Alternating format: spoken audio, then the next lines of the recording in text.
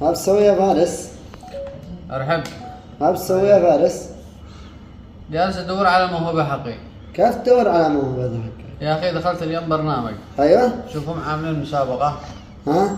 كل واحد يقول انا موهبتي، اللي يقول انا موهبتي هندسة، واللي يقول انا موهبتي كرة قدم، واللي يقول اغاني، واللي يقول انا شاعر، ها؟ واللي يقول انا اقلد اصوات.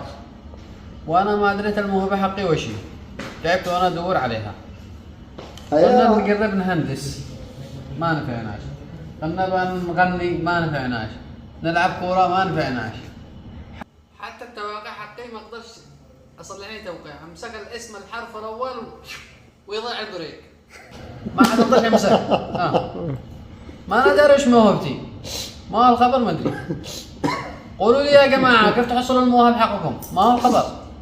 بس هذا مشكلتك في الحياة انك ما لقيتش موهبتك يا فارس. لا عاد في حاجات.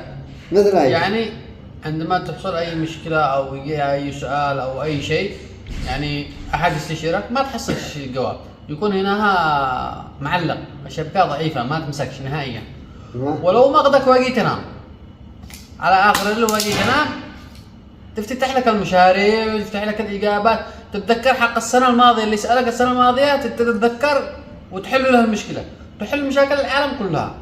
حتى رئيس الهند يجي لك في النوم وقت النوم، ما ادري من فين يجوا يتقافزوا لك على واحد. اقول لك اول ست انت وعقلك بعد ندور مواهبك. انا ولا عندي علم ولا خبر ان هي الخلل في الشبكه اللي شابكينها هنا في الدماغ، ولا ما هو الخبر؟ الخلل منك راجع حسابك.